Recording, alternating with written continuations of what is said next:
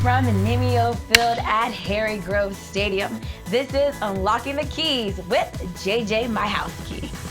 Hey Keys fans, JJ Michalski here on a brand new edition of Unlocking the Keys, as the Keys are celebrating here over the last couple of weeks since the last time we saw you here on the podcast. In that time, we had Mike Rosenbaum on last time and we talked about what was coming up for the draft. The Keys had 7 players drafted in this year's MLB Draft. We're going to talk to a couple of those draftees later on in the podcast here today, but it's so exciting for the MLB Draft League and for the Frederick Keys to see those 7 players drafted. There was 39 total MLB Draft League players selected in this year's edition of the MLB Draft, and we are so excited to see what all of those players are going to do moving forward. Here in Frederick, the Keys have been hot since the All-Star break. They won 4 before the All-Star break, and their first game coming back from the All-Star break as well. So it's currently 6 games in a row for the Keys as they enter into the series against West Virginia on Tuesday, Wednesday, and Thursday night. You'll be seeing this in the middle of that 3-game series as the Keys are set to take on the West Virginia Black Bears here for 2 consecutive weekday series. They'll play 3 games here this week, hit the road this weekend against Trenton, and return home next week for a 6-game series against 3 against the West Virginia Black Bears and 3 against the Trenton Thunder. Let's get you what's coming up here at Nimio Field at Harry Grove Stadium. Tonight, Wizarding Wednesday here at the ballpark. The Keys will celebrate Wizards and encourage fans to dress up in Harry Potter outfits or Wizard costumes, whatever you want to bring to the ballpark, we encourage it. Then on Thursday night, it is Bark in the Park. We're so excited to have our furry friends here in Frederick. Reminder, you do need to have your dog registered prior to coming to the game that night. So make sure you call up the group sales office, get your dog registered, and come out to the park because we're so excited to have dogs back here at Nimio Field at Harry Grove Stadium. Looking forward to next week in the series against West Virginia. On Tuesday night, it will be wrestling night as the Keys welcome the Honky Tonk Man here to make a guest appearance for the evening. Then on Thursday night, it is 90s night as the Keys are flashing it back. 90s music, 90s headshots, going to be a lot of fun right here at the ballpark. And then next Friday night, the Keys celebrating Sophie and Madigan's playground. They'll have specialty jerseys featuring some princesses, and it'll be Princess Night here at the ballpark. Nimio sponsors the post-game fireworks that evening as the jerseys will be auctioned off to benefit Sophie and Madigan's playground. We're so excited for that final jersey auction of the year. Then on Saturday night, July 31st, Trey Mancini bobblehead presented by Flying Dog Brewery. We're so excited to have Trey Mancini be our bobblehead for this year in a nod to the MLB Draft League and to colleges. The bobblehead features Trey Mancini in his Notre Dame colors along with a Frederick Keys hat. It's going to be an awesome giveaway to the first 1,000 fans here at the ballpark that night. So be sure to get in line early on Saturday, July 31st, if you want a chance to get that bobblehead. No better alumni for today's episode of Unlocking the Keys than the man himself, Trey Mancini, who is our bobblehead this season. Mancini was a Frederick Key alum from 2014 and 2015. In 121 games here with the Keys, he batted .278 in his career, 73 RBIs for him. He's an 8th-round draft pick of the Orioles from 2013 out of Notre Dame.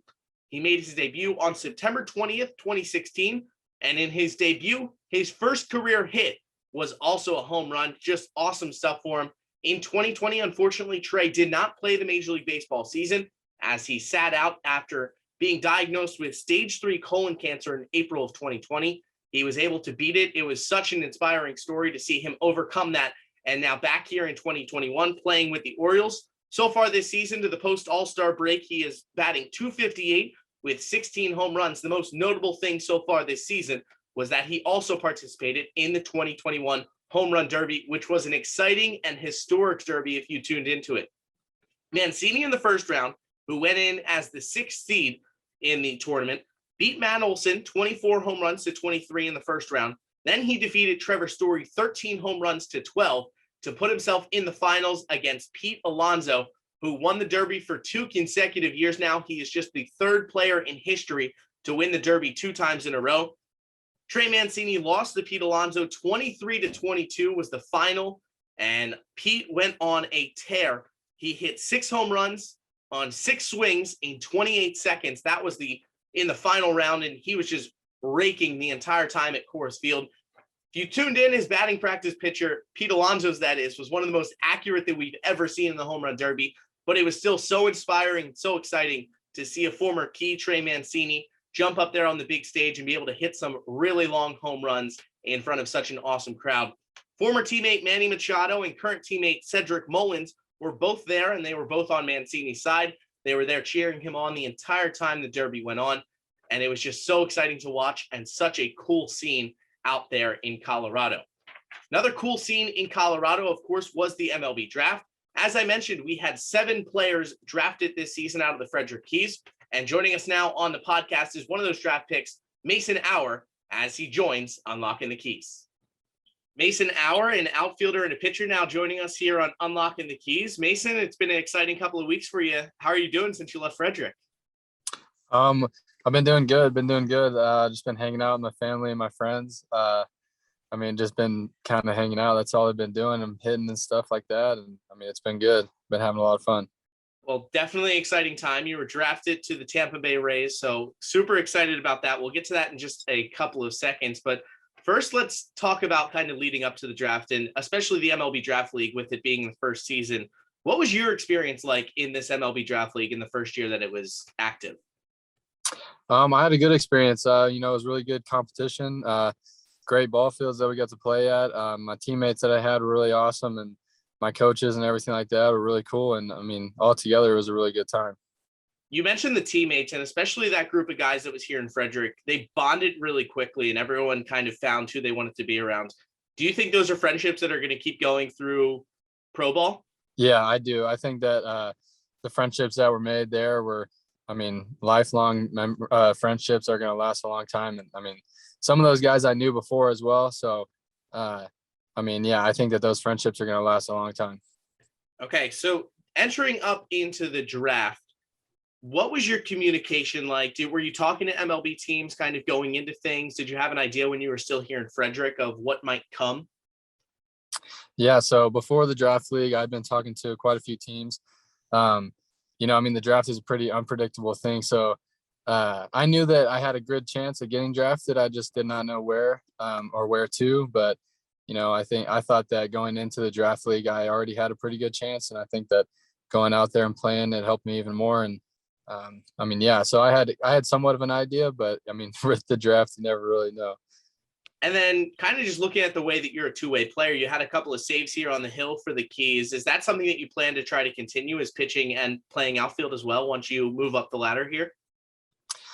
So as of right now, they're going to have me play in the outfield. And I think for pitching, I just got to keep my arm in shape. And if they want me to pitch, then, I'll go up there and I'll do it. But that's we haven't really discussed that as much, but I'm sure that sometime in the future, maybe it'll probably come across. That's awesome. So what was the day of the draft like for you? Did you kind of wake up, like the day that you were drafted, did you kind of wake up and just think like, oh, this is going to be another normal day of my life? Did you have like any idea? Like what was your routine that day that you went through? So basically I didn't really sleep that well the night before, but I know I just woke up regularly. I had a bunch of my friends over and my parents and my grandparents and stuff like that. And we just kind of, I just kind of did normal stuff till it started at noon. So I tried to sleep in as much as I could. But then we were just sitting there and watching it and waiting. It felt like forever. But when it finally happened, it was an unbelievable experience. What was your emotion that went through you? Like when you got that phone call, did you know before you saw it announced that you were going to be picked? Yeah, so I had been talking with my advisor, going back and forth, and he was talking to a bunch of teams, and then he called me and told me that the Rays were going to take me with their next pick, and I was like, okay. Then so I knew like I'd say maybe 4 or 5 minutes before they were going to pick me that they were going to, but yeah, so I knew a little bit before. So what was that reaction like to have your family and friends around for that moment that you found out you were going to be going on the next step towards the major leagues? It was an unbelievable time. Just to be able to spend it with the people that I love. And it was, it was just, there was a lot of stuff rolling through my head at that point, just all the hard work that's been going into this. And just knowing that it paid off. It's unbelievable. And then kind of just looking at post-draft, once everything did happen and your name was called, what's kind of the next steps for you? Obviously, you have to sign your contract and then move forward into possibly the Arizona Fall League or something like that. What's kind of your plan now moving forward? Yeah, so I'm gonna sign today with the Tampa Bay Rays, and so I'll be in Tampa, and then they'll probably have me go down to Port Charlotte, which is where their spring training facility is, and hopefully start working out and getting acclimated to all this stuff, and then hopefully here pretty soon start playing and getting after it. So I'm excited for it. It should be a good time. You were originally committed to Oregon to go play later this fall. What was the decision like for you as a younger player, still had that college eligibility left? What was going through your head in weighing that decision for you? Obviously, it's a tough one. Mm-hmm.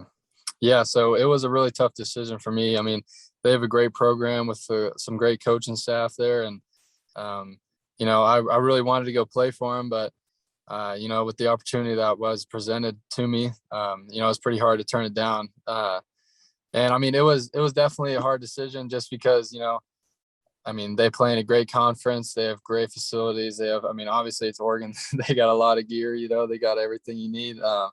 But, I think that it was just time for me to start my professional career. And, I couldn't be more happy about it.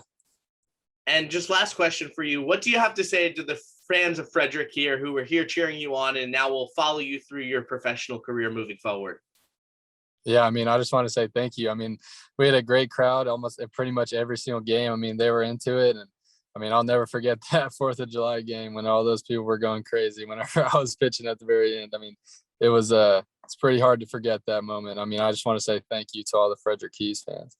Well, thank you to you as well. We really appreciate you being here in Frederick. We appreciate everything you did for the team, and we're looking forward to seeing what you do later in your career. I appreciate it. Thanks, JJ. It was good talking to you.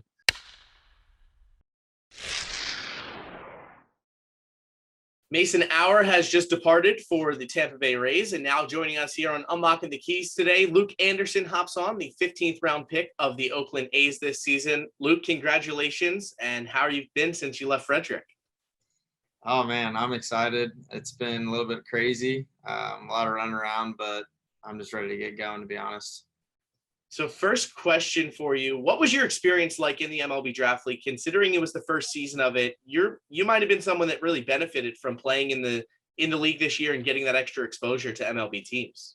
Yeah, absolutely. I come from a little bit of a smaller school, so we didn't have access of the technology and just the way that baseball's gone with spin rates and analytics and everything. It really was it was a good thing for me to get out there and get numbers and just having fun with the guys. Honestly, I really enjoyed it.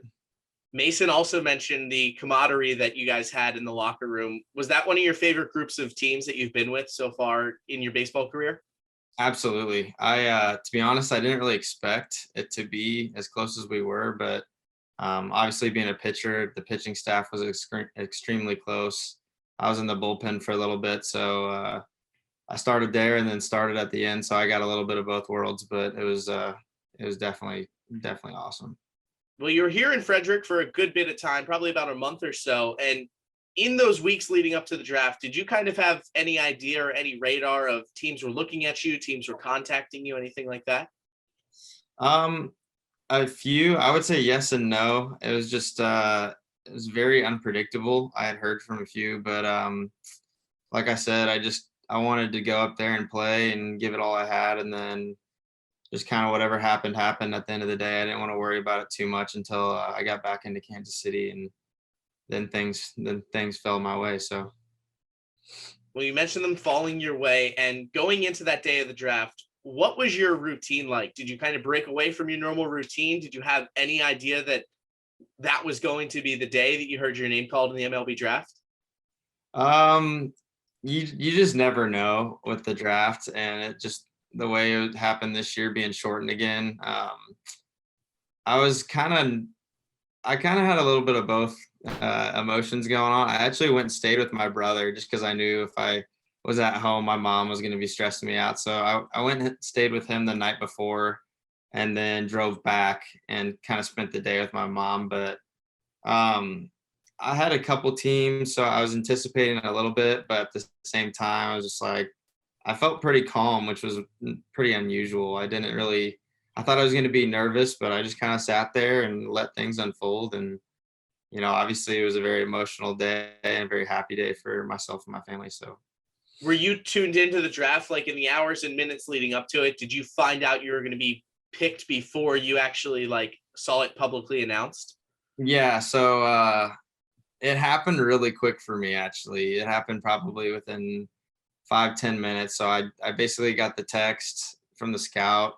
He called me, asked me how I felt about that round and everything. And then I just, discussed it a little bit with my advisor, and they were kind of shooting texts and calls back and forth. And he had kind of told me I was in the slot and I was in the mix with a couple other kids. So it was just the moments leading up to it was very nerve wracking because I just didn't know. He said I was there with a couple kids, but they thought that they were going to pull the trigger. And then the next text he sent about 30 seconds later was just bang, exclamation mark. And then my mom and I were sitting there on the couch reading it and watching the draft, and she was hugging me and crying, and I was, doing the same. So we were really happy. What was the emotion that was like going through you at that point? And obviously you mentioned just your mom was there. Was there more excitement that came later in the day as you were able to tell more family? Yeah, absolutely. Like my phone just got swarmed and loved ones and friends. And I mean, it was on my computer and I forgot to mute it. So it was just dinging off like crazy. But yeah, it was a pretty cool moment, man. I had a lot of friends and family come directly over to my house, and hugs and kisses, and it was great. It was awesome. So now post draft, you've had about a week since the draft has happened to kind of digest everything.